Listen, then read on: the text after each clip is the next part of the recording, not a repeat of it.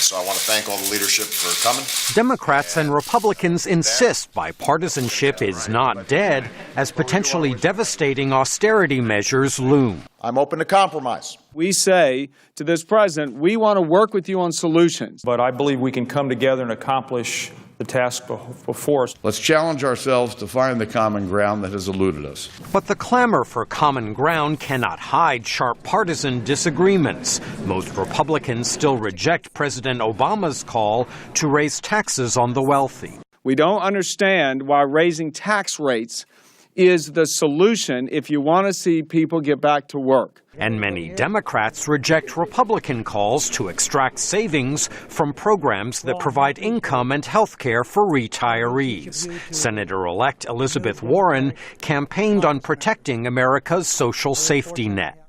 I will not go to Washington to cut Medicare or Social Security benefits. Labor unions are weighing in with television ads. How do we move our country forward and reduce the deficit?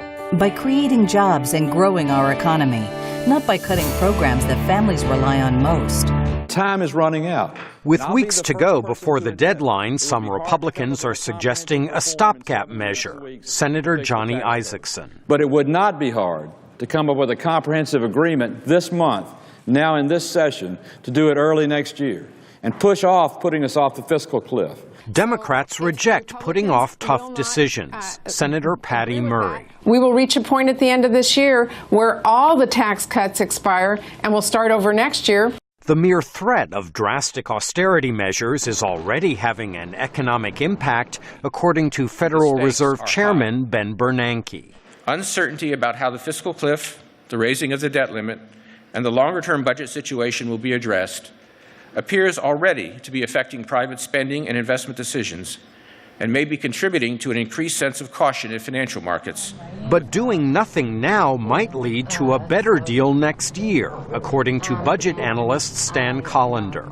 So at this point, I'd say there's a better than 60% chance we're going to go over the cliff, and we're going to need to do that before everyone up on Capitol Hill has the fortitude, let's say, to be able to vote for the things that they otherwise might not vote for. An end-of-year deal may yet materialize, says political analyst Thomas Mann. But I still think ultimately it has a shot at getting done. But the polarization remains, the dissent within each party remains very much. It will be ugly and messy and not just happy times. A possible silver lining? No matter what happens, America's trillion-dollar federal deficit will likely shrink next year. Michael Bowman, VOA News, Washington.